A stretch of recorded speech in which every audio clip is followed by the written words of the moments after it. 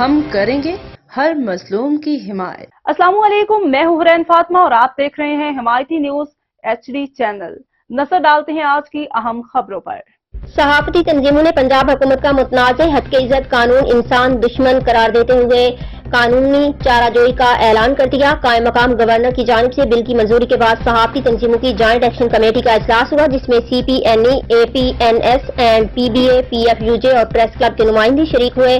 اجلاس میں مختلف احتجاجی اقدامات پر مرحلہ وار عمل درآمد کا فیصلہ کیا گیا اور مشترکہ جدوجہد کا اعلان کیا گیا۔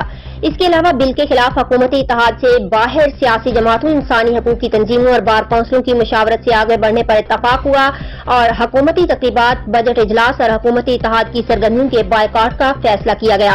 یاد رہے کہ پنجاب اسمبلی سے منظور ہونے والا ہتک عزت بل قائم مقام گورنر ملک احمد خان کے دستخط کے بعد باقاعدہ قانون بن چکا ہے۔